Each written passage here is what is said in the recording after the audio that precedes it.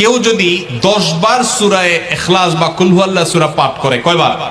10 বার, রাতে দিনে যে কোনো সময় 10 বার যদি কেউ কুল হুয়াল্লাহ সূরা পাঠ করে, আল্লাহ নবী সাল্লাল্লাহু আলাইহি সাল্লামের হাদিসে ওয়াদা রয়েছে আল্লাহ তাআলা ওই ব্যক্তির জন্য জান্নাতে একটা বিশাল প্রাসাদ নির্মাণ করবে।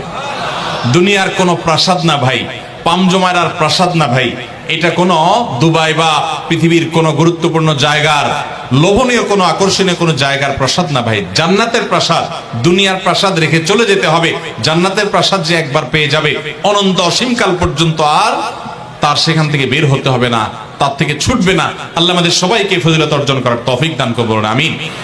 কেউ যদি 10 বার সূরা ইখলাস বা কুল হুয়াল্লাহ সূরা পাঠ করে, কয়বার?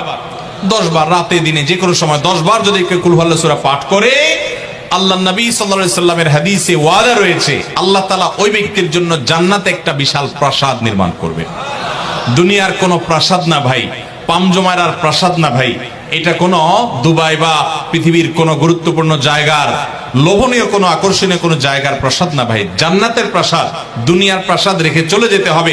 জান্নাতের প্রাসাদ যে একবার পেয়ে যাবে অনন্ত অসীমকাল পর্যন্ত আর তার সেখান থেকে বের হতে হবে না, তার থেকে ছুটবে না।